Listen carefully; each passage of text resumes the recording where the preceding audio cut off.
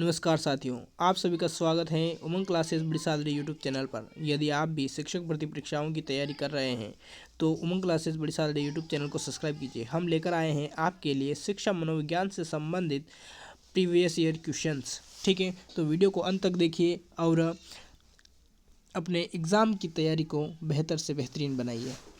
चलिए, आपका समय ज़्यादा व्यर्थ न करते हुए वीडियो की शुरुआत करते हैं। आपका पहला प्रश्न है, शिक्षा मनोविज्ञान किसे कहते हैं? आपके ऑप्शन है ए मनोविज्ञान का अध्ययन, बी शिक्षार्थियों के व्यवहार और सीखने की प्रक्रिया का अध्ययन, सी बच्चों का खेल अध्ययन या डी परीक्षा की तैयारी। आपका सही ऑप्शन है ऑप्शन बी शिक्षा मनोविज्ञान विद्यार्थियों के व्यवहार और सीखने की प्रक्रिया का अध्ययन है।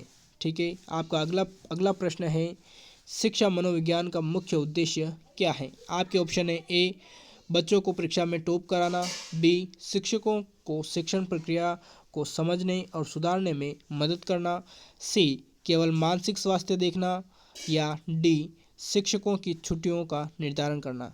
तो आपका सही ऑप्शन है ऑप्शन बी शिक्षकों को शिक्षण प्रक्रिया को समझने और सुधारने में मदद करना। आपका अगला प्रश्न है, शिक्षा मनोविज्ञान का संबंध किससे है?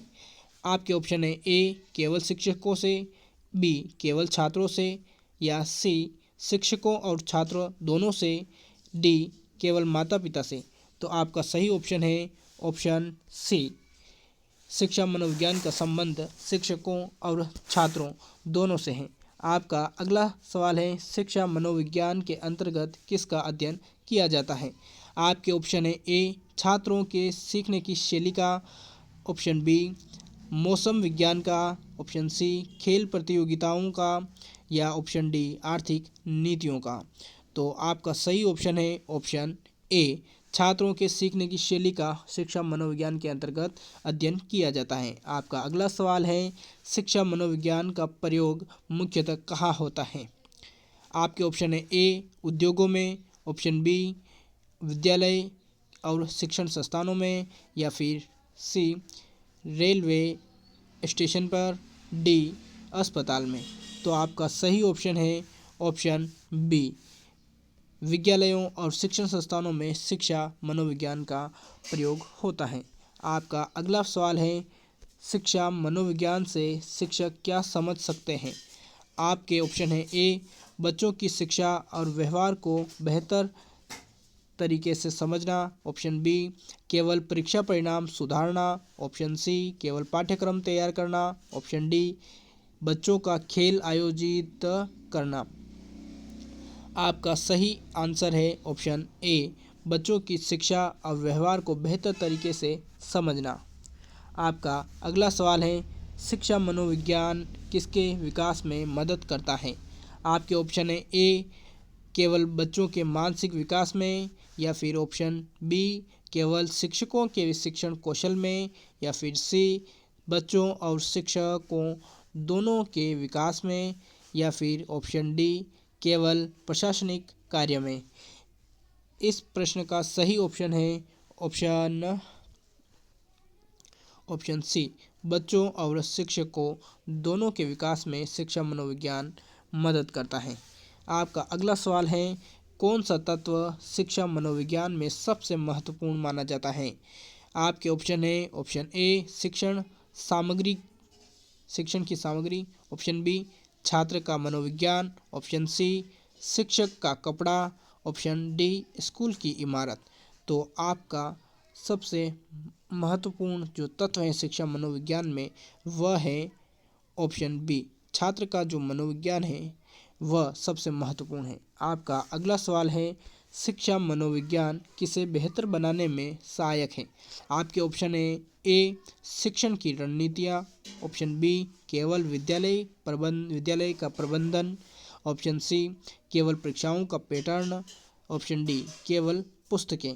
तो आपका सही ऑप्शन है ऑप्शन ए शिक्षण की रणनीतियाँ शिक्षा मनोविज्ञान के द्वारा बेहतर बनाने में सहायक हैं।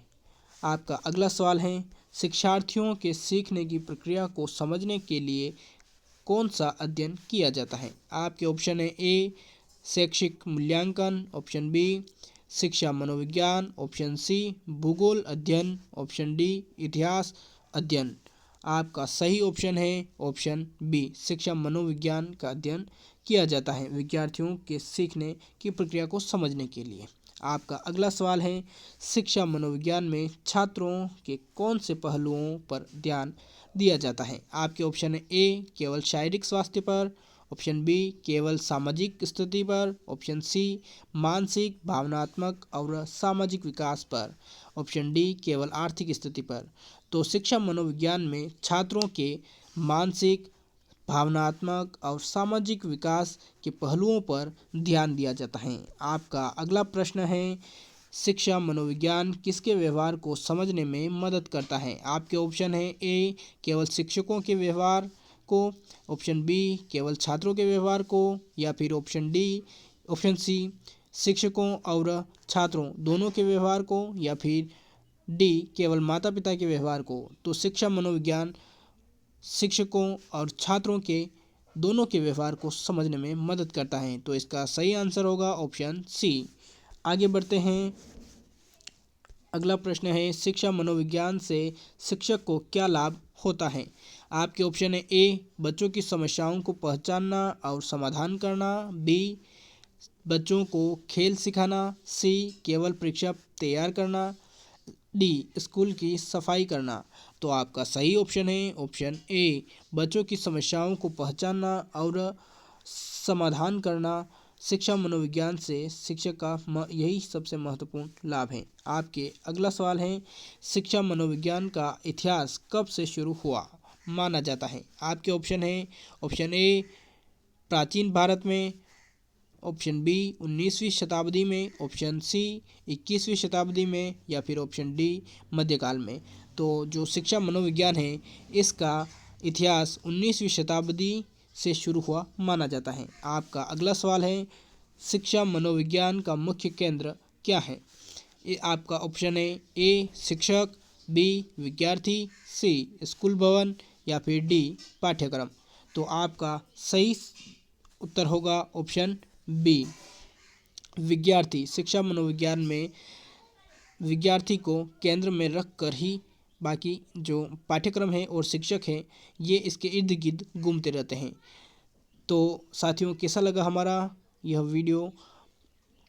अगर ऐसे ही महत्वपूर्ण जानकारी के लिए आप हमारे YouTube चैनल को फॉलो करते हैं तो हम आपको ऐसे ही महत्वपूर्ण प्रीवियस ईयर क्वेश्चंस लेकर आते रहेंगे। अगर वीडियो पसंद आए तो वीडियो को लाइक करें, चैनल को सब्सक्राइब करें और अपने दोस्तों के साथ शेयर ज़रूर करें। धन्यवाद।